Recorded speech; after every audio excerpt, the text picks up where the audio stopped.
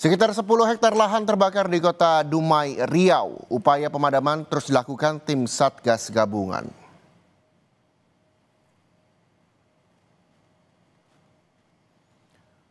Dari pantauan udara, inilah kondisi kebakaran hutan dan lahan gambut di Jalan Pamanjaya, Kelurahan Bukit Batrem, Kecamatan Dumai Timur, Kota Dumai, Riau. Kondisi cuaca yang panas dan kencangnya angin membuat api dengan cepat meluas hingga sulit dipadamkan. Petugas pemadam kebakaran dari BPBD Kota Dumai Riau, Manggala Agni, TNI Polri, dan masyarakat peduli api dikerahkan untuk padamkan api, namun baru kurang lebih 2 hektar yang bisa ditangani. Petugas gabungan berupaya melakukan pemadaman agar api tidak meluas serta menimbulkan kabut asap.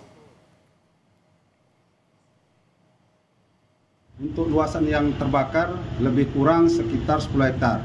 Dari 10 hektar ini sudah yang terpadam lebih kurang ada sekitar 2 hektaran atau 3 hektar lebih lah yang sudah padam.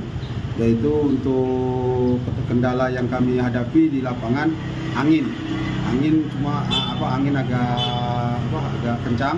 Sebab kebakaran kalau dari perkiraan ada dari masyarakat yang mengirimkan video ke kami, itu ada beberapa masyarakat yang membuka lahan dengan cara membakar.